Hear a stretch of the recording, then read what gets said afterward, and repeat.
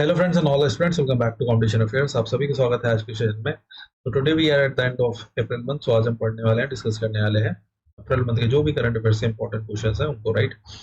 तो as usual जैसे अभी तक करते आए हैं, दो पार्ट्स में उसी तरह करेंगे। आज के 50 क्वेश्चन खत्म करते हैं, पार्ट 1 को अपने खत्म करते हैं, फिर अगले वाले जो 50 क्वेश्चन होंगे उनको पार्ट 2 में खत्म करेंगे, ठीक है।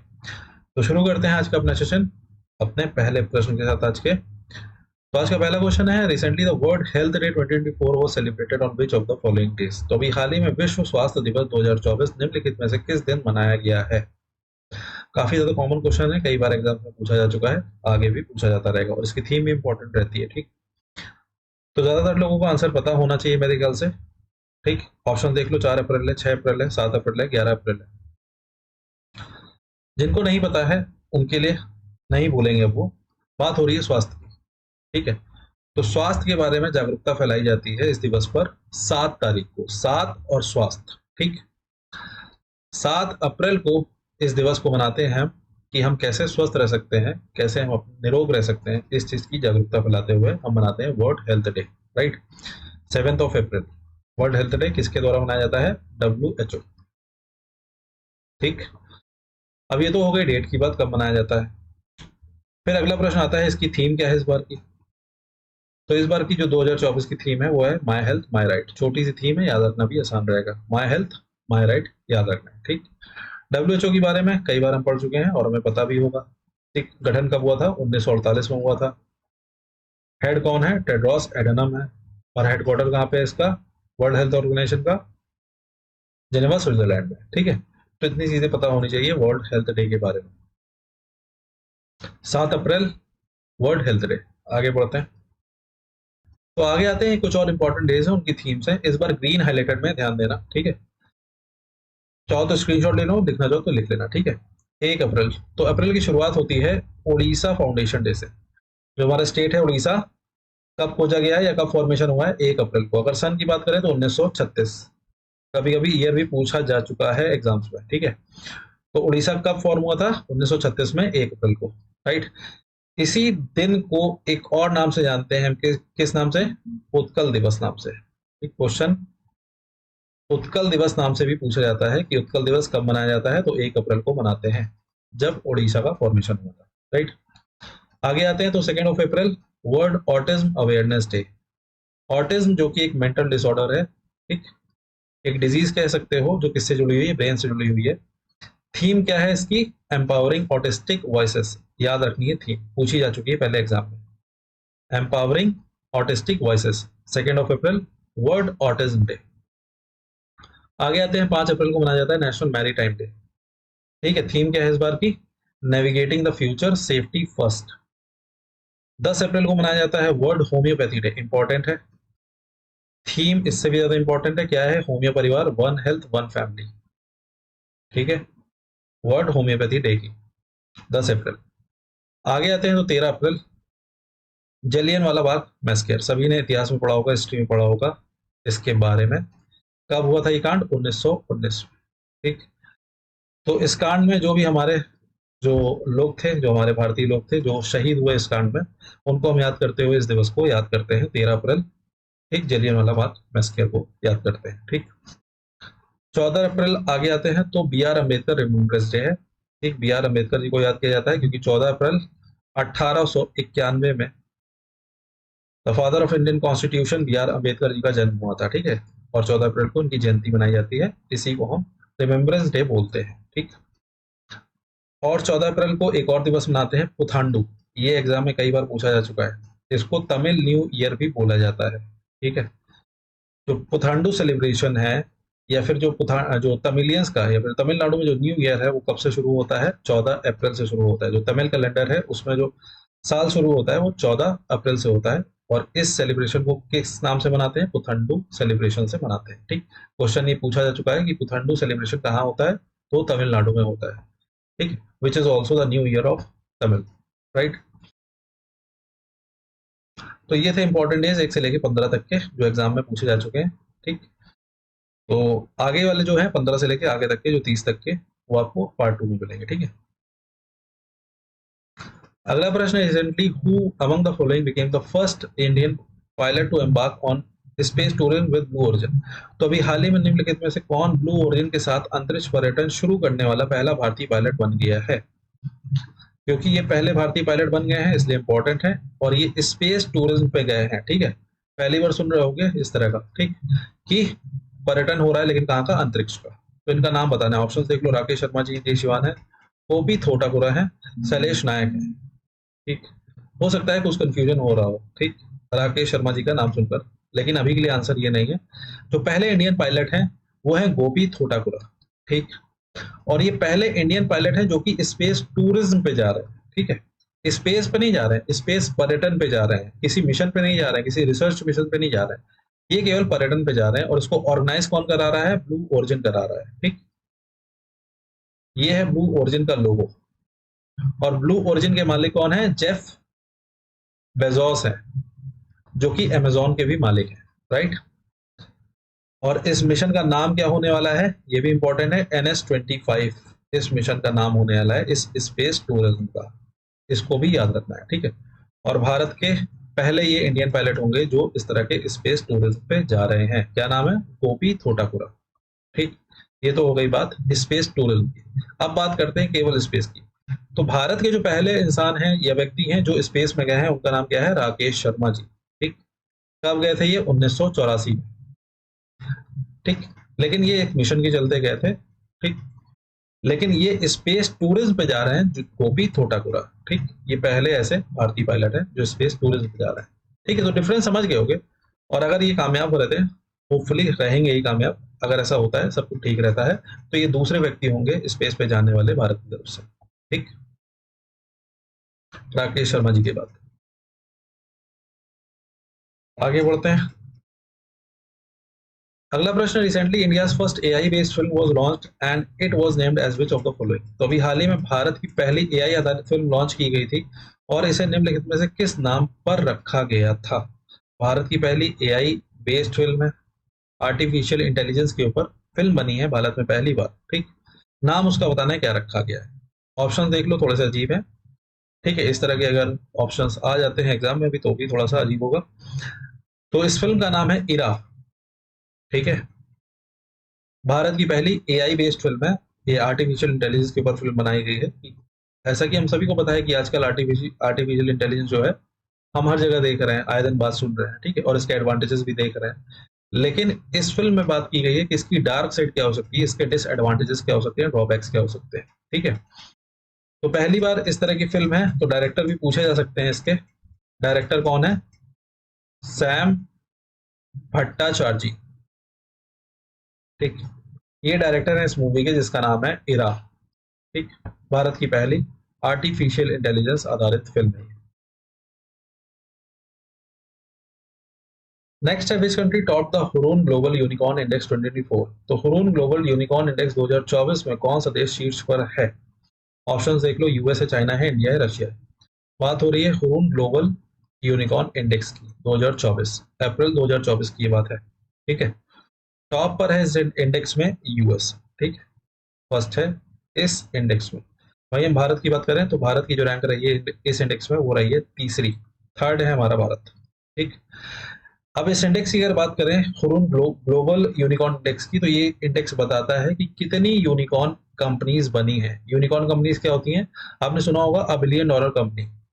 तो ऐसी कंपनी जिनकी वैल्यू जो है 1 बिलियन या उससे ज्यादा है, उनको हम बोलते हैं क्या? Unicorn companies.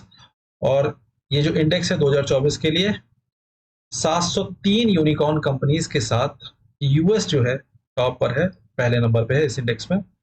और भारत जो है 67 यूनिकॉर्न कंपनीज, ठीक, के साथ इस इंडेक्स पे तीसरे नंबर पे, हुरून ग्लोबल यूनिकॉर्न इंडेक्स 2024। ठीक, तो याद रखनी है, यूएस टॉप पर है और भारत की रैंक तीसरी रही है इस इंडेक्स में। Recently who was appointed as new CEO of Wipro. तो अभी हाल ही में विप्रो के नए सीईओ के रूप में किसे नियुक्त किया गया है? ऑप्शन देखो, सौरभ गोविल है, अजीम प्रेम जी हैं, श्रीनिवास पल्लिया हैं, ऋषभ प्रेम जी हैं। तो जो सीईओ बन चुके हैं विप्रो के वो हैं श्रीनिवास पल्लिया जी। ठीक, याद रखना इंपॉर्टेंट है। हो सकता है कंफ्यूजन हो रहा हो अजीम प्रेम जी में। ठीक है, तो ये चेयरमैन थे, फाउंडर थे पहले। ठीक है, लेकिन अब चेयरमैन कौन है? ऋषभ प्रेम जी हैं। इनके बेटे हैं ये, ठीक। ऋषभ प्रेम जी जो है इज द सन ऑफ अजीम प्रेम जी, ठीक है। ये आज के डेट में चेयरमैन है विप्रो के, ठीक। और श्रीनिवास पल्लिया जी जो है वो सीईओ बन चुके हैं, अपॉइंट किए गए, ठीक। तो कंफ्यूज नहीं होना है। Recently who was appointed as MD of International Monetary Fund, तो अभी हाल ही में अंतरराष्ट्रीय मुद्रा कोष के एमडी के रूप में किसे नियुक्त किया गया था? बात हो रही है मैनेजिंग डायरेक्टर की, किसके? इंटरनेशनल मॉनेटरी फंड के। कौन अपॉइंट हुए हैं? ऑप्शन देख लो। क्रिस्टलिना जॉर्गिवा है, क्रिस्टीन लगार्डे है, गीता गोपीनाथ है, रॉड्रिगो रेट है। तो क्रिस्टलिना जॉर्गिवा है एमडी मैनेजिंग डायरेक्टर, जो कि नियुक्त हुई है इंटरनेशनल मॉनेटरी फंड की। इंपॉर्टेंट क्वेश्चन है, याद रखना, आईएमएफ, ठीक। आईएमएफ की एमडी बनी है क्रिस्टलिना जॉर्गिवा, राइट। एक कंफ्यूजन हो सकता है किसमें? गीता गोपीनाथ में, ठीक। तो इसमें कंफ्यूजन ना रहे, क्योंकि ये पहली फर्स्ट डिप्टी एमडी है आईएमएफ की, नॉट एमडी, ठीक। तो याद रखना है, इसमें कंफ्यूज मत होना गीता गोपीनाथ और क्रिस्टलिना जॉर्गिवा में। मैनेजिंग डायरेक्टर है क्रिस्टलिना जॉर्गिवा और पहली डिप्टी एमडी है गीता गोपीनाथ, राइट। आईएमएफ याद रखना। According to World Cyber Crime Index, India rank dash in the index. विश्व साइबर अपराध सूचकांक के अनुसार भारत सूचकांक में कौन से स्थान पर है, ये बताना है। भारत की रैंक पूछी गई है या स्थान पूछा गया है वर्ल्ड साइबर क्राइम इंडेक्स में? ऑप्शंस देख लो, 8th है, 9th है, 10th है, 11 है। तो आजकल हम अक्सर सुनते रहते हैं साइबर क्राइम के बारे में, ठीक। और भारत इस इंडेक्स में 10वें स्थान पर रहा है, ठीक। भारत 10वां सबसे प्रभावित देश है किससे? साइबर क्राइम से, राइट। और इस इंडेक्स में जो सबसे ज्यादा प्रभावित देश है या फिर टॉप पर जो रहा है इस इंडेक्स में, वो कौन सा देश है? और रशिया है, ठीक। रशिया में सबसे ज्यादा साइबर क्राइम्स देखे गए हैं और भारत की जो रैंक है वो 10th है, याद रखना है, ठीक। वर्ल्ड साइबर क्राइम इंडेक्स, याद रखना, इंडिया की रैंक 10th है और पहले पे कौन है? Russia. Recently who has been appointed as DG of National Security Guard, तो अभी हाल ही में राष्ट्रीय सुरक्षा गार्ड के महानिदेशक के रूप में किसे नियुक्त किया गया है? अभी हमने लास्ट वाले सेशन में पढ़ा भी था, ठीक है। तो कंफ्यूजन हो सकता है, इसलिए कंफ्यूजन ना रहे तो दलजीत सिंह चौधरी जी को पढ़ा था, ठीक, जो कि अब नहीं है डीजी किसके? नेशनल सिक्योरिटी गार्ड के, ठीक। इनको एडिशनल चार्ज दिया गया था इसका। वैसे ये एसएसबी के, सशस्त्र सीमा बल के डीजी हैं, हेड है, ठीक। अब ऑप्शन बता दो, एक तो हटा दिया। राकेश पाल जी हैं, समर सिंह हैं, नलिन प्रभात जी हैं। तो नलिन प्रभात जी बन चुके हैं DG of National Security guard, ठीक, जिसका गठन 1984 में हुआ था, ये हमने पढ़ा भी था। किस लिए हुआ था? आतंकवादी गतिविधियों को खत्म करने के लिए, आतंकवादियों को मारने के लिए, राइट। इनको हम ब्लैक कैट कमांडोज भी जानते हैं, ब्लैक कैट्स के नाम से भी जानते हैं नेशनल सिक्योरिटी गार्ड को, ठीक। नलिन प्रभात जी हैं डीजी। अब कंफ्यूज मत रहना दलजीत सिंह चौधरी जी में, ठीक है। इनको एडिशनल चार्ज दिया गया था 1 मंथ के लिए, अब ये नहीं है, नए बन चुके हैं नलिन प्रभात जी। Recently, the President of India launched India's first homegrown gene therapy for cancer in which of the following IITs? तो अभी हाल ही में भारत के राष्ट्रपति ने निम्नलिखित में से किस आईआईटी में कैंसर के लिए भारत की पहली घरेलू जीन थेरेपी शुरू की है, ठीक है। क्योंकि भारत की पहली स्वनिर्मित जीन थेरेपी है किसके लिए? कैंसर रोग के लिए, ठीक है। और हमारे जो राष्ट्रपति महोदय हैं उनके द्वारा इसको लॉन्च किया गया, तो इंपॉर्टेंट है, ठीक। तो अभी तक हम कैंसर के लिए कीमोथेरेपी सुनते थे और भारत में इजाद कर ली गई है पहली जीन थेरेपी, जो हमारे भारत में ही निर्मित है, ठीक। किस आईआईटी में ये हुआ है या किस आईआईटी में इसको खोजा गया है या फिर मतलब इन्वेंट किया गया है, ठीक, इस थेरेपी को? तो ये किया गया है आईआईटी बॉम्बे में, याद रखना है, ठीक। भारत की पहली है, इसलिए इंपॉर्टेंट है। Recently, Adani Green Energy is building the world's largest renewable energy park in which of the following states? तो अभी हाल ही में अदानी ग्रीन एनर्जी निम्नलिखित में से किस राज्य में दुनिया का सबसे बड़ा अक्षय ऊर्जा पार्क बना रही है? तो विश्व का सबसे बड़ा रिन्यूएबल एनर्जी पार्क होने वाला है, कौन बना रहा है? अदानी ग्रीन एनर्जी जो कंपनी है बनाने वाली है, ठीक। अभी बना नहीं है, बनाने वाली है। विश्व का सबसे बड़ा होने वाला है, ठीक है। किस स्टेट में बनने वाला है ये बताना है। तो ये अनाउंसमेंट की गई है गुजरात स्टेट में बनाने की, right, by Adani Green energy.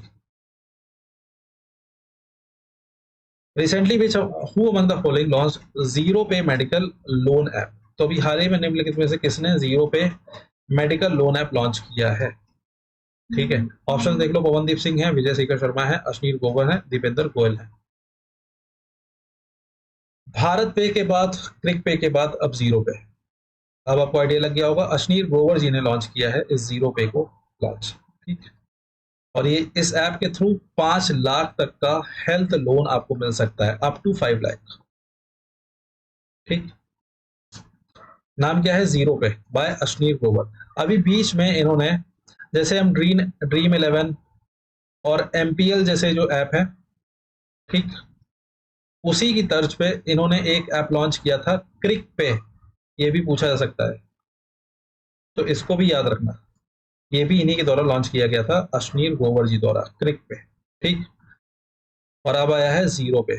ये एक मेडिकल लोन ऐप है, ये भी याद रखना। ठीक, by Ashneer Grover. According to Forbes 38th annual world's billionaire list 2024, Mukesh Ambani rank dash in the list. तो फोर्ब्स 38वें वार्षिक विश्व अरबपतियों की सूची 2024 के अनुसार मुकेश अंबानी सूची में किस स्थान पर हैं? बात हो रही है फोर्ब्स द्वारा जो ये सूची जारी की गई है अरबपतियों की, विश्व में सबसे ऊपर कौन है, और जो हमारे भारत के मुकेश अंबानी हैं वो किस नंबर पे, किस स्थान पर है सूची में? तो मुकेश अंबानी जी हैं 9वें स्थान पर। ठीक, अगर हम विश्व के अरबपतियों की बात करें।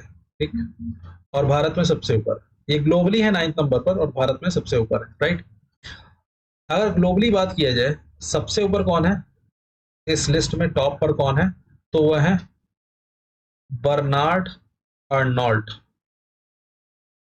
ठीक, एक French luxury goods making company है, कौन सी? लुई विटॉन, आपने नाम सुना होगा, उसके ये मालिक हैं बर्नार्ड अर्नोल्ट। ये हैं टॉप पर इस इंडेक्स में, इनका नाम भी याद रखना है, पहले नंबर पर यही है। ठीक, और मुकेश अंबानी जी 9वें नंबर पे है ग्लोबली, भारत में पहले नंबर पे। ठीक, फोर्ब्स की लिस्ट थी वर्ल्ड्स बिलियनियर लिस्ट है। ठीक है, अरबपतियों में सूची में सबसे ऊपर कौन है? बर्नार्ड अर्नोल्ट है। Recently S Somnath announce launch Chandrayaan 4 mission bye which of the following years. तो अभी हाल ही में एस सोमनाथ जी ने निम्नलिखित में से किस वर्ष तक चंद्रयान 4 मिशन शुरू करने की घोषणा की है? तो अभी हमने चंद्रयान 3 देखा था। ठीक, मून के लिए हमारा मिशन अगस्त 2023 में शायद हमने लॉन्च करा। ठीक, और हम सक्सेसफुली लैंड किए मून पर, और इसके बाद चंद्रयान 4 की बारी आ गई है। ठीक है, तो ये जो मिशन है, जो हमारे इसरो चीफ है, जो हमारी स्पेस एजेंसी है, उसके जो चीफ हैं एस सोमनाथ जी ने अनाउंस किया है कि चंद्रयान 4 2040 तक हम शुरू करेंगे। ठीक है, लॉन्च करेंगे। ठीक, याद रखना है, चंद्रयान 4। ठीक, ये एक सैंपल रिटर्न मिशन होने वाला है, जैसा कि अभी हमने एक मिशन भेजा है चांद पर। ठीक, और वहां पे जो भी फाइंडिंग्स होगी, जो भी वहां पे पाया गया होगा या जो भी वहां पे कलेक्ट किया होगा, उनको वापस लाने के लिए ये मिशन होगा चंद्रयान 4। राइट, 2040 तक घोषणा की है एस सोमनाथ जी ने। ठीक, जो कि हमारे इसरो चीफ है। Recently which among the following, sorry, who among the following यहाँ पे होना चाहिए, who among the following retired from Rajya Sabha. April 2024 की बात हो रही है। ठीक, अभी हाल ही में निम्नलिखित में से कौन राज्यसभा से सेवानिवृत्त हुआ है? ऑप्शंस देख लो, फोटो से पता चल गया होगा यहाँ पे। मनमोहन सिंह जी जो हैं अपनी 33 साल की संसदीय पारी को रिटायरमेंट देने जा रहे हैं। ठीक है, और अप्रैल 2024 में राज्यसभा से रिटायर हुए। ठीक, डॉक्टर मनमोहन सिंह जो हमारे पूर्व प्रधानमंत्री हैं, कब से कब तक रहे हैं? 2004 से लेकर 14 तक प्रधानमंत्री रहे हैं। ठीक, बात हो रही राज्यसभा की, तो जो टेन्योर होता है मेंबर का कितना होता है? 6 साल का होता है। और इस पर एक प्रश्न बहुत पूछा जाता है राज्यसभा पर कि जो रिटायरमेंट होता है वो किस प्रोसेस पे होता है। तो हर जो राज्यसभा की जो स्ट्रेंथ होती है, उसके 1/3 मेंबर्स जो है, या फिर 1/3 मेंबर्स हर 2 साल में रिटायर होते हैं। ठीक, एवरी 2 ईयर।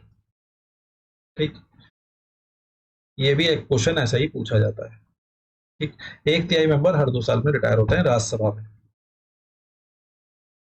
ठीक, डॉक्टर मनमोहन सिंह जी जो है रिटायर हो रहे हैं, अप्रैल 2024 में हो गए। ठीक, recently Longte festival was celebrated in which of the following states. तो अभी हाल ही में लोंगते महोत्सव निम्नलिखित में से किस राज्य में मनाया गया है? बात हो रही है लोंगते महोत्सव की। बताओ भी, ऑप्शन देख लो। असम है, अरुणाचल प्रदेश है, मणिपुर है, नागालैंड है। चलो हिंट के लिए बता देते हैं, यहाँ के गवर्नर हैं कैवल्य पटनायक। लास्ट वाले सेशन में हमने 2-3 बार पढ़ा है इनको। अगर देखा होगा तो याद होगा ये किस स्टेट के गवर्नर है, बताओ। ऑप्शन देख लो। तो ये है गवर्नर अरुणाचल प्रदेश के। ठीक, अरुणाचल प्रदेश में मनाया गया है लोंगते फेस्टिवल। ठीक है, गवर्नर की बात हो रही है तो इन बाकी स्टेट्स के भी गवर्नर बताओ। चलो, नागालैंड के कौन है? याद रखना बहुत आसान है, अभी जब नाम लिखेंगे तो खुद याद हो जाएगा। ला गणेशन। ठीक है, नागा, और इधर से भी आपको लागा। ठीक, ऐसे याद रख सकते हो, यहां से देख सकते हो, लागा इधर से और लागा इधर से। तो ला गणेशन है गवर्नर नागालैंड के। असम के कौन है? असम के हैं गुलाब चंद कटारिया जी। हर स्टेट के सीएम और गवर्नर तो पता ही होने चाहिए। ठीक है, इनफैक्ट जो पहले गवर्नर रहे हैं स्टेट के, जो फर्स्ट गवर्नर और फर्स्ट सीएम भी पूछे जाते हैं एग्जाम में, तो वो भी पता होने चाहिए। ठीक है, लेकिन अभी के लिए ये याद रखिए, सभी गवर्नर्स और सभी चीफ मिनिस्टर्स। मणिपुर की कौन है? अनुसुईया यूके है। ठीक, तो इन गवर्नर्स के नाम याद होने चाहिए। असम के हैं गुलाब चंद कटारिया जी हैं, मणिपुर के अनुसुईया यूकी हैं, और नागालैंड के लागनेश्वर जी हैं, और अरुणाचल प्रदेश केवल Patnaik. Recently Mansukh Mandaviya announce to end urea imports by end of which year. तो अभी हाल ही में मनसुख मांडवी जी ने किस वर्ष के अंत तक यूरिया आयात को समाप्त करने की घोषणा कर दी है? तो बताओ भाई, अब यूरिया का जो इंपोर्ट है वो खत्म होने वाला है किस साल तक? ठीक, ऑप्शन देख लो। 2024, 2025, 2026, 2027। तो अगले साल तक यूरिया का जितना भी इंपोर्ट है वो बंद हो जाएगा। ये अनाउंसमेंट की है मनसुख मांडविया जी ने। कौन है ये? तो ये है केमिकल एंड फर्टिलाइजर मिनिस्टर। ठीक, स्पेलिंग में थोड़ी सी मिस्टेक हो तो इग्नोर करना। जो हमारे यूनियन कैबिनेट मिनिस्टर हैं किसके लिए? केमिकल और फर्टिलाइजर के लिए कौन है? मनसुख मांडविया जी हैं। इनके पास एक और मंत्रालय है, कौन सा? हेल्थ मिनिस्ट्री भी है। ठीक, इन्होंने ये अनाउंसमेंट की है। ठीक, 2025 तक यूरिया इंपोर्ट बंद है। Recently, Microsoft launched an AI supercomputer named Stargate in collaboration with which of the following? Right, तो अभी हाल ही में माइक्रोसॉफ्ट ने निम्नलिखित में से किसके सहयोग से स्टारगेट नामक एक एआई सुपर कंप्यूटर लॉन्च किया है? तो माइक्रोसॉफ्ट ने किसके साथ मिलकर एक artificial intelligence super computer launch किया है? इसका नाम भी याद रखना जरूरी है, स्टारगेट है इसका नाम। ठीक, ऑप्शंस देख लो। आईबीएम है, गूगल है, ओपन एआई है, और आईआईटी बॉम्बे है। चलो हिंट के लिए बता देते हैं, सैम एल्टमैन। ठीक, सैम एल्टमैन है सीईओ जिसके। किसके हैं? ओपन एआई के। तो माइक्रोसॉफ्ट और ओपन एआई मिलकर लॉन्च करने वाले हैं, ये लॉन्च कर दिया है स्टारगेट, जो कि क्या है? एआई सुपर कंप्यूटर है, आर्टिफिशियल इंटेलिजेंस सुपर कंप्यूटर है, याद रखना। ठीक, नाम याद रखना है, Stargate. Recently world economic forum has named Adwaita Nair as 2024 young global leader and she is the CEO of which among the following? तो अभी हाल ही में विश्व आर्थिक मंच के अद्वैता नायर को 2024 यंग ग्लोबल लीडर के रूप में नामित किया गया है, और वह निम्नलिखित में से किसकी सीईओ हैं? अद्वैता नायर जी को WEF की तरफ से 2024 यंग ग्लोबल लीडर का खिताब या फिर इस तरह से नवाजा गया है। बताना है ये किस कंपनी की सीईओ है इनमें से। लैक्मे है, गार्नियर है, लॉरियल है, नाइका है। तो आदित्य नायर जी हैं नायका की CEO. N for Nayar and N for Nykaa, इस तरह से भी इनके लिए याद रख सकते हो। ठीक, वर्ल्ड इकोनॉमिक फोरम द्वारा इनको ये 2024 यंग ग्लोबल लीडर का खिताब दिया गया है। ठीक, वर्ल्ड इकोनॉमिक फोरम की बात करें, कब गठन हुआ था? 1971 में हुआ था। WEF की अगर बात करें, कब गठन हुआ है? 1971 में हुआ है। हेड कौन है इसके? क्लॉस श्वाब है। ठीक, याद रखना, ये सब चीजें पूछी जाती हैं। Recently, who among the following wicket keepers became the first to record 300 dismissals in 2020 cricket? तो अभी हाल ही में निम्नलिखित विकेट कीपरों में से कौन T20 क्रिकेट में 300 आउट करने का रिकॉर्ड बनाने वाला पहला विकेट कीपर बन गया है? तो इस फोटो से सभी समझ गए होंगे T20 क्रिकेट की बात की गई है, लेकिन ये याद रखना T20 में 300 डिसमिसल्स मतलब 300 बारी विकेट लेना, ठीक, पहले हैं ऐसा करने वाले जिनका नाम है MS धोनी, राइट। केवल T20 क्रिकेट की बात की गई है, याद रखना।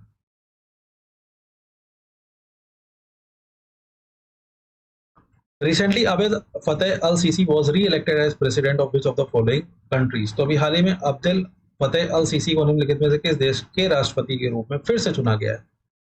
तो प्रेसिडेंट बन चुके हैं दोबारा, मतलब पहले भी उस देश के प्रेसिडेंट यही रहे होंगे। अगर आपको पता हो कि ये किस देश के प्रेसिडेंट थे, दोबारा से यही चुन गए हैं या इलेक्ट हुए हैं। ऑप्शन देख लो, ओमान है, सऊदी अरेबिया है, इजिप्ट है, किर्गिस्तान है।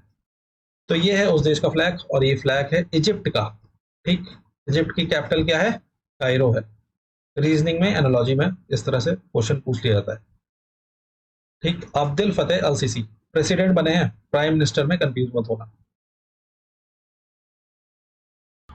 Next, according to 2024 Global Hepatitis Report, which among the following countries topped in the number of hepatitis B and C infection cases? 2024 global hepatitis report के अनुसार hepatitis B और सी संक्रमण के मामलों की संख्या में निम्नलिखित में से कौन सा देश शीर्ष पर है? ऑप्शंस देख लो, चाइना है, इंडिया है, नेपाल है, पाकिस्तान है। बताओ भाई सबसे ज्यादा केसेस कहाँ पे आए हैं हेपेटाइटिस बी और सी दोनों को मिलाकर? तो चाइना में सबसे ज्यादा केसेस रिपोर्ट किए गए हैं, अगर हम इस रिपोर्ट की बात माने। ग्लोबल हेपेटाइटिस रिपोर्ट 2024 की किसके द्वारा दी गई है? वर्ल्ड हेल्थ ऑर्गेनाइजेशन द्वारा दी गई है, WHO द्वारा, ये भी याद रखना है, ठीक। चाइना है पहले नंबर पर। भारत की बात करें हमारे, तो हमारे लिए खुशी की बात नहीं है, हम भी दूसरे स्थान पर हैं, सेकंड है हम, जहां पर सबसे ज्यादा केसेस रिपोर्ट किए गए हैं हेपेटाइटिस बी और सी दोनों को मिलाकर, राइट। हेपेटाइटिस जो डिजीज है किसके द्वारा फैलती है? वायरस या बैक्टीरिया? तो ये फैलती है वायरस द्वारा। इस तरह का भी प्रश्न पूछ लिया था एग्जाम में, ठीक। तो चाइना की रैंक याद रखनी है, पहले नंबर पे है जहां पे सबसे ज्यादा केसेस रिपोर्ट किए गए हैं। भारत में, भारत दूसरा है हमारा, ठीक। Next, recently who among of the following Indian chess players became the new number 1 chess player? तो अभी हाल ही में निम्नलिखित भारतीय शतरंज खिलाड़ियों में से कौन नया नंबर 1 शतरंज खिलाड़ी बना है? बात हो रही है केवल इंडियन चेस प्लेयर्स की, ठीक। जो हमारे भारतीय चेस प्लेयर्स हैं उनमें सबसे टॉप पर कौन है? और ये रैंकिंग किसके द्वारा की गई है? फाइट द्वारा की गई है, जो कि इंटरनेशनल चेस फेडरेशन है, ठीक। ऑप्शंस देख लो, अर्जुन एरिगेसी है, कार्लसन मैग्नस है, आर प्रगनंदा है, डी गुकेश है। तो बात हो रही है इंडियन चेस प्लेयर्स की, तो ये तो हो नहीं सकते, ठीक। कार्लसन तो हो नहीं सकते। अब ऑप्शन देख लो, तो जो टॉप पर है भारतीय खिलाड़ियों में वो है अर्जुन एरिगेसी, ठीक। अभी तक हम विश्वनाथन आनंद जी की बात सुनते थे, लेकिन अब ऊपर और कौन आ चुके हैं भारतीय खिलाड़ियों में? अर्जुन एरिगेसी आ चुके हैं, ठीक। किस स्टेट को बिलोंग करते हैं? ये तेलंगाना के खिलाड़ी हैं, ठीक है। तो ये भारतीय खिलाड़ियों में सबसे ऊपर है। अगर ग्लोबली बात करें तो ये 9वें नंबर पे है, ये भी याद रखना है। 9th है ग्लोबली, पूरे विश्व में 9वें नंबर के खिलाड़ी हैं। और पूरे विश्व में पहले नंबर के खिलाड़ी कौन है? जो फर्स्ट है, टॉप पर है, वो है कार्लसन मैग्नस, ठीक। ये कहाँ के खिलाड़ी है? नॉर्वे के खिलाड़ी है, ये भी याद रखना है, ठीक। तो अर्जुन एरिगेसी 9वें नंबर पे है ग्लोबली, और भारत की खिलाड़ियों की बात करें तो पहले नंबर पे है, ठीक। और ग्लोबली पहले नंबर पे कौन है? कार्लसन मैग्नस है, ठीक। फाइट की बात कर लें क्या? इंटरनेशनल चेस फेडरेशन जो है हमारा, बताओ कब गठन हुआ था? 1924 में हुआ था, ठीक है। इसके जो हेड है वो कौन है? आरकादी डी वोरकोविच है, डी साइलेंट रहता है, वोरकोविच, ठीक। आरकादी वोरकोविच है हेड। डिप्टी हेड कौन है? याद रखना, प्रेसिडेंट है ये आरकादी वोरकोविच, और डिप्टी प्रेसिडेंट कौन है? विश्वनाथन आनंद जी हैं, ये भी याद रखना, ठीक है, इसलिए इंपॉर्टेंट है। नेक्स्ट है, who among the following was named as player of the year for 2023 at Hockey India awards? Hockey India awards में निम्नलिखित में से किसे 2023 के लिए प्लेयर ऑफ द ईयर के रूप में नामित किया गया था? तो प्लेयर ऑफ द ईयर बताना है 2023 के लिए हॉकी इंडिया अवार्ड्स में, ठीक। अब यहाँ पे ये नहीं मेंशन है कि मेन कैटेगरी में या फिर विमेन कैटेगरी में, दोनों की ही बात कर लेते हैं। पहले मेन कैटेगरी में बताओ। ऑप्शन देख लो, हरमनप्रीत सिंह है, अशोक कुमार है, हार्दिक सिंह है, सलीमा तेते हैं। तो हार्दिक सिंह जी हैं player of the year 2023 main category में, राइट, याद रखना है, ठीक। अगर विमेन कैटेगरी में बात करें, प्लेयर ऑफ द ईयर कौन है? सलीमा तेते हैं विमेन कैटेगरी में, ठीक। तो इनको अवार्ड कौन सा मिलेगा? Balbir Singh senior award for player of the year man. और कितना कैश प्राइस है? 25 लाख रुपए है, ठीक। अगर नहीं देख पा रहे हो या शायद ना दिख रहा हो, इसका जो अवार्ड है वो कितना है? 25 लाख रुपए है, ठीक। इसी तरह Balbir Singh senior award for player of the year women की कैटेगरी में कौन जीता है? सलीमा टेटे जी जीती है, ठीक। इनको भी 25 लाख रुपए मिलेंगे, ठीक। प्रश्न ये भी पूछा सकता है कि major Dhyanchand life time achievement award किसको दिया गया है, जिसके लिए जो नकद पुरस्कार है कितना है? 30 लाख का है। ये मिला है अशोक कुमार जी को, ठीक। इनका नाम याद रखना है, अशोक कुमार जी, ठीक। Lifetime achievement at Hockey India awards, ठीक। तो ये तीन नाम याद रखने हैं, अशोक कुमार जी का, हार्दिक सिंह जी का और सलीमा तेते जी का, ठीक। Recently, who among the following was appointed as coach of Indian women hockey team until 2028 Olympics? तो अभी हाल ही में निम्नलिखित में से किसे 2028 ओलंपिक तक भारतीय महिला हॉकी टीम के कोच के रूप में नियुक्त किया गया था? ऑप्शंस देख लो। क्रेग फुलटोन है, रणधीर सिंह है, हरेंद्र सिंह है, ग्राहम रेड। ये इनकी तस्वीर जो कि विमेन हॉकी टीम के कोच होने वाले हैं 2028 ओलंपिक्स तक। इनका नाम है हरेंद्र सिंह जी, ठीक है। 2028 ओलंपिक्स कहाँ होने वाले हैं? ये हमने लास्ट वाले सेशन में ही पढ़ा था, लॉस एंजलिस में होंगे, ठीक। हरेंद्र सिंह जी होने वाले हैं इंडियन हॉकी विमेन टीम के कैप्टन, कैप्टन कह रहे हैं, coach. Recently who one the national women's carrom title for the 12th time? तो अभी हाल ही में 12वीं बार राष्ट्रीय महिला कैरम खिताब किसने जीता है? नेशनल विमेन्स कैरम टाइटल है, 12वीं बार जीत रही हैं ये है इनकी तस्वीर। ऑप्शन देख लो, मेघना चौधरी, श्वेता तलवार, रश्मि कुमारी जी या फिर अनुराधा तोमर जी। कौन है ये है रश्मि कुमारी जी, ठीक। कहाँ को बिलोंग करती हैं? बिहार को बिलोंग करती हैं, जिन्होंने जीता है 12वीं बार नेशनल कैरम टाइटल, ठीक। Recently who was appointed as joint director of Central Bureau of Investigation CBI? CBI के ज्वाइंट डायरेक्टर कौन बने हैं अभी हाल ही में? ऑप्शन देख लो, प्रवीण सूद जी है, जगजीत सिंह चौधरी जी है, अनुराग कुमार है, नलिन नाथ जी है। तो ज्वाइंट डायरेक्टर बने हैं अनुराग कुमार जी सीबीआई के, ठीक है। हमने लास्ट वाले सेशंस में पहले पढ़ चुके हैं हम कि सीबीआई के डायरेक्टर कौन बने थे, तो वो बने थे प्रवीण सूद जी। इनका भी नाम याद रखना है, कंफ्यूज मत होना प्रवीण सूद जी में और अनुराग कुमार जी में, ठीक है। ये ज्वाइंट डायरेक्टर बने हैं, ठीक। सीबीआई की बात करें कब गठन हुआ था? 1963 में इसका गठन हुआ था। हेडक्वार्टर कहाँ? न्यू दिल्ली में है, Central Bureau of Investigation. Praveen Sood is the director and Anurag Kumar is joint director now, right. Recently Kathia गेहूं got GI tag and it belongs to which of the following regions? तो अभी हाल ही में कठिया गेहूं को जीआई टैग मिला है और यह निम्नलिखित में से किस राज्य या फिर केंद्र शासित प्रदेश में से संबंधित है? बात हो रही है कठिया गेहूं को जिसको जियोग्राफिकल इंडिकेशन टैग मिला है, किस स्टेट को बिलोंग करता है या फिर किस रीजन को बिलोंग करता है, ये बताना है। ऑप्शन देख लो, बुंदेलखंड है, पंजाब है, कच्छ है, खंबत है। तो कथिया गेहूं बिलोंग करता है बुंदेलखंड रीजन को, जो कि पड़ता है यूपी और एमपी के बीच में, राइट। बुंदेलखंड कथिया गेहूं जीआई टैग मिला है। Recently who was appointed as director of National Judicial Academy? तो अभी हाल ही में राष्ट्रीय न्यायिक अकादमी के निदेशक के रूप में किसे नियुक्त किया गया है? ऑप्शन देख लो, एनवी रमन है, यूयू ललित है, अनिरुद्ध बोस है, रंजन गोगोई है। तो अनिरुद्ध बोस जी हैं नए डायरेक्टर किसके? नेशनल जुडिशियल एकेडमी के, जो कि कहाँ पे है? मध्य प्रदेश में है, ये भी याद रखना है, ठीक। ये भी पूछा जा सकता है, मध्य प्रदेश में है नेशनल जुडिशियल एकेडमी। स्टेट की अगर बात करें, अनिरुद्ध बोस जी बने हैं डायरेक्टर इसके। Recently the Indian Coast Guard aquatic centre was inaugurated in which of the following states और यूटी। तो अभी हाल ही में निम्नलिखित में से किस राज्य फिर केंद्र शासित प्रदेश में भारतीय तट रक्षक एक्वाटिक, यहाँ पे थोड़ा गलत लिखा है, एक्वाटिक केंद्र का उद्घाटन किया गया था? ऑप्शन देख लो, केरला है, गोवा है, तमिलनाडु है, महाराष्ट्र है। तो ऑप्शंस के लिए चलो बता देते हैं कि जहां के गवर्नर है, हिंट के लिए बता देते हैं, सॉरी ऑप्शंस के लिए नहीं, गवर्नर है आर एन रवि जी। बताओ ऑप्शंस में से कहाँ के गवर्नर है आर एन रवि जी? तो are N Ravi ji is the governor of Tamil Nadu, ठीक। और यहाँ के सीएम कौन है? एम के स्टालिन जी, ठीक। यहाँ पे Indian Coast Guard aquatic centre inauguration हुआ है, ठीक, उद्घाटन हुआ है, ठीक। किसने किया था इसका उद्घाटन? तो हमारे जो इंडियन कोस्ट गार्ड के डीजी हैं, कौन है, पढ़ा था इनमें हमने इसके बारे में, राकेश पाल जी, ठीक।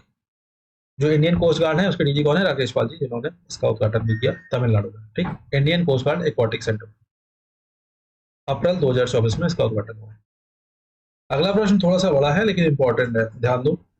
According to a report named Synchronizing Energy Transitions Towards Possible Net Zero for India, Affordable and Clean Energy for All, ये तो हो गया रिपोर्ट का नाम, ठीक है, इतना बड़ा सर।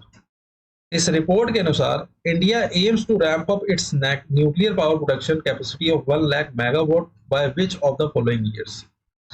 तो इस रिपोर्ट की माने अगर, जिसका नाम है synchronising energy transition toward possible net zero for India, affordable and clean energy for all, Bharat का लक्ष्य निम्नलिखित में से किस वर्ष तक अपनी परमाणु ऊर्जा उत्पादन क्षमता को 1 लाख मेगावाट तक बढ़ाना है, ठीक।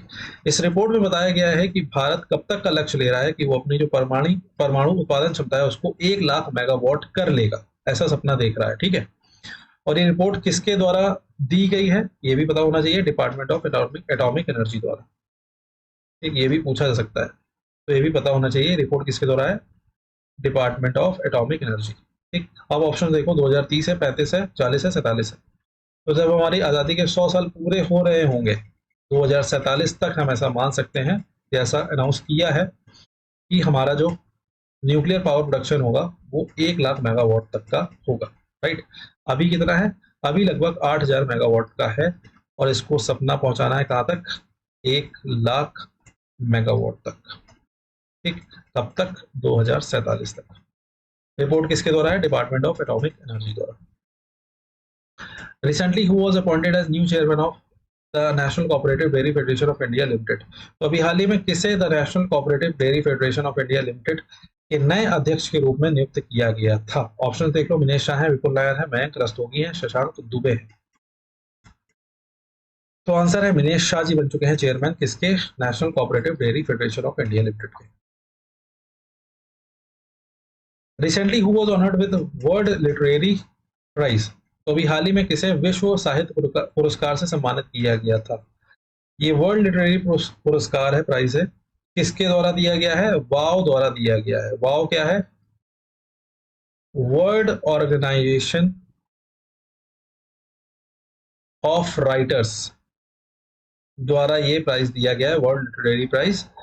ऑप्शन देख लो, चेतन भगत हैं, सलमान रुश्दी हैं, ममता जी सागर है, शशि थरूर है। तो ममता जी सागर है जिनको ये वर्ल्ड लिटरेरी प्राइज मिला है, और ये कन्नड़ पोएट है, जिनका नाम है ममता जी सागर। World literary prize bye wow. Recently, Naveen Srivastava handed over 35 ambulances and 66 school buses to which among the following countries? तो अभी हाल ही में नवीन श्रीवास्तव जी ने निम्नलिखित में से किस देश को 35 एम्बुलेंस और 66 स्कूल बसें सौंपी हैं? एक ऑप्शन देख लो, म्यांमार है, बांग्लादेश है, श्रीलंका है, नेपाल है, ठीक है। नवीन श्रीवास्तव जी ने सौंपी है। नवीन श्रीवास्तव जी एम्बेसडर है भारत की तरफ से उस देश के लिए। कहाँ के हैं? ऑप्शन से अगर देख के पहचान पाओ तो एन फॉर है नवीन और एन फॉर है नेपाल, ठीक। नवीन श्रीवास्तव जी हैं भारत की तरफ से राजदूत नेपाल के लिए, जिन्होंने 35 एम्बुलेंसेस और 66 स्कूल बस सौंपी हैं नेपाल को, राइट। नेपाल के पीएम कौन है ये बताओ? पुष्पा कमल दहल है, याद रखना है, ठीक। और प्रेसिडेंट कौन है? तो वो है रामचंद्र पौडल। ठीक, दोनों ही चीजें पता होनी चाहिए। ठीक, पीएम कौन है? पुष्पा कमल दहल है। और रामचंद्र पौडल कौन है? प्रेसिडेंट है नेपाल के। ये भी याद रखना, 35 एम्बुलेंसेज हैं और 66 स्कूल बसेज हैं। और नेपाल के लिए जो राजदूत हैं वो कौन है? नवीन श्रीवास्तव जी, भारत की तरफ से। विच among the following countries successfully tested अंगारा A5 स्पेस रॉकेट? तो निम्नलिखित में से किस देश ने अंगारा ए स्पेस रॉकेट सफलतापूर्वक परीक्षण किया है? ऑप्शंस देख लो, चाइना है, जापान है, यूएस है, रशिया है। ठीक है, तो रशिया द्वारा अंगारा A5 स्पेस रॉकेट लॉन्च किया गया, सक्सेसफुली टेस्टेड किया गया, right. Recently who was honoured with 2024 John Dirks Canada Gairdner Global Health Award? तो अभी हाल ही में किसे 2024 John Dirks Canada Gairdner Global Health Award से सम्मानित किया गया था? ये है इनकी तस्वीर, जिनको सम्मानित किया गया है इस ग्लोबल हेल्थ अवार्ड से, जिसका नाम है John Dirks Canada Gairdner Award, right. और इनका नाम है गगनदीप कैंक। ठीक,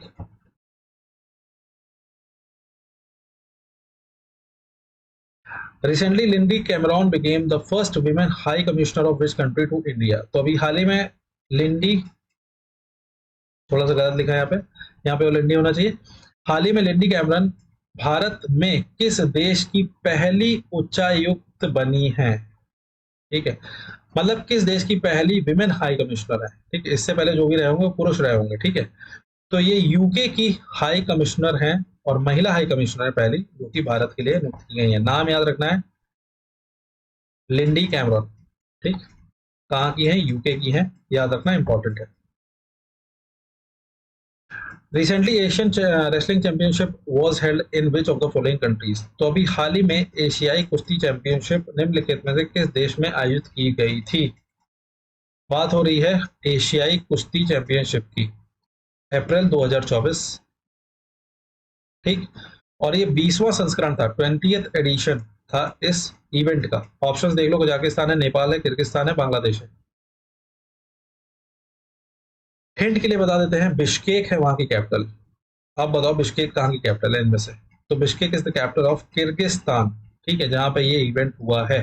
ठीक है, कुछ चीजें और याद रखनी है क्या, कि भारत का जो परफॉर्मेंस रहा है इस इवेंट में, तो याद रखना भारत ने जो है कितने मेडल्स जीते हैं? 1 2 3 4 5 6 7 8 9, कुल 9 मेडल्स जीते हैं।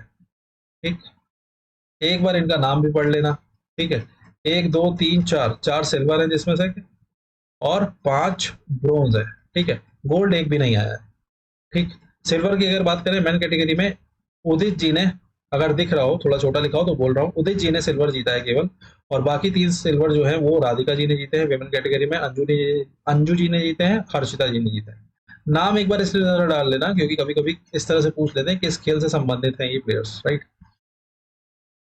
तो ये 3 सिल्वर बाकी महिलाएं लेके आई हैं। ब्रोंज मेडल की बात करें तो अभिमन्यु 70 किलो कैटेगरी में, और विक्की जो है 97 किलो कैटेगरी में, और शिवानी परवार ब्रोंज लेके आई हैं एक, अंतिम भी मल और 2। तो मतलब पढ़ लेना, लिस्ट ये दे रखी है। ठीक है, सबके नाम में तो याद रहेगा। ठीक, याद आ जाएगा कभी ऑप्शंस में अगर आया। ठीक है, इवेंट कहाँ हुआ था? किर्गिस्तान में हुआ था। According to 2022 World Anti Doping Agency report, जिसको हम वाडा भी बोलते हैं शॉर्ट में, which country has been identified as highest percentage of doping offenders? तो 2024 विश्व डोपिंग रोधी एजेंसी की रिपोर्ट के अनुसार किस देश की पहचान डोपिंग अपराधियों के उच्चतम प्रतिशत के रूप में की गई है? बताओ भाई, किस देश से सबसे ज्यादा जो डोपिंग जो है, या फिर कह सकते हैं कि सबसे ज्यादा जो प्लेयर्स हैं वो इलीगल सब्सटेंसेस का यूज कर रहे हैं अपना परफॉर्मेंस एनहांस करने के लिए स्पोर्ट्स में, एथलीट्स में। ठीक है, जो इवेंट्स होते हैं, एथलेटिक इवेंट्स होते हैं उनमें। तो सबसे ज्यादा ऑफेंडर्स जो हैं, जो सबसे ज्यादा इलीगल सब्सटेंसेस यूज कर रहे हैं, किस देश में ये रिपोर्ट सबसे ज्यादा पाई गई है, या किस देश के खिलाड़ी सबसे ज्यादा ऐसा कर रहे हैं? तो हमारे लिए दुख की बात है कि हमारे भारत के ही खिलाड़ी सबसे ज्यादा है जो एंटी डोपिंग एजेंसी रिपोर्ट में ऑफेंडर्स में सबसे ऊपर है। ठीक है, सबसे ज्यादा जो है रिपोर्ट किए गए हैं डोपिंग केसेस हमारे भारत में, ठीक है, याद रखना है। कई बार वाडा का हेडक्वार्टर पूछ लिया जाता है, कहाँ पे है? मॉन्ट्रियल कनाडा में है, ठीक। तो इंडिया है टॉप पर ऑफेंडर्स में, ठीक, सबसे ज्यादा प्लेयर्स हैं जिन्होंने गलत तरीके से कुछ ऐसा लिया है, कुछ पदार्थ ऐसा सेवन किया है जिससे वो अपनी परफॉर्मेंस को एनहेंस कर सके इवेंट वाले दिन, ठीक है। तो ये एक ठीक बात नहीं है, ठीक। अगला है, recently the president of India inaugurated homeopathy symposium on world homeopathy day held on which of the following days. तो अभी हाल ही में भारत के राष्ट्रपति ने निम्नलिखित में से किस दिन आयोजित विश्व होम्योपैथी दिवस पर होम्योपैथी संगोष्ठी का उद्घाटन किया? क्वेश्चन सीधा सा है। जो हमारी राष्ट्रपति महोदया हैं उन्होंने उद्घाटन किया है होम्योपैथी सिंपोजियम का, एक सम्मेलन है होम्योपैथी को लेकर, किस दिन पर? वर्ल्ड होम्योपैथी डे पर, ठीक है, जो कि किस दिन पर मनाया जाता है ये बताना है। सिंपली ये पूछना चाह रहे हैं कि वर्ल्ड होम्योपैथी डे कब मनाया जाता है। अभी हम पढ़ के भी आए थे, कब मनाया जाता है? 10 अप्रैल को, राइट। और ये जो सम्मेलन हुआ था कहाँ पे हुआ था? यशोभूमि कन्वेंशन सेंटर में हुआ था, ये भी याद रखना है। और ये कन्वेंशन सेंटर कहाँ पे है? न्यू दिल्ली में, ठीक है, जहां पे ये होम्योपैथी को लेकर सम्मेलन हुआ 2 दिन के लिए, राइट। 10 अप्रैल को होम्योपैथी डे वाले दिन, राइट। तो आज के लिए इतना रखते हैं अभी के लिए, ठीक है। तो थोड़ा काम है इसलिए मुझे जाना पड़ रहा है। तो आई होप आपको क्वेश्चन ठीक लगा होगा और क्वेश्चन इंपॉर्टेंट लगे होंगे, तो इनको पढ़ते रहना, रिवीजन में रखना। बाकी क्वेश्चन के साथ मिलते हैं पार्ट 2 में जल्दी से। तब तक के लिए इतना पढ़ो और जल्दी से मिलते हैं, ठीक, अगले 50 क्वेश्चन के साथ। इसके जो बाकी रह गए 10-5 क्वेश्चन उनको भी उसी पार्ट में कवर कर देंगे, राइट। ठीक है, तब तक के लिए पढ़ते रहे, ख्याल रखें और स्वस्थ रहें।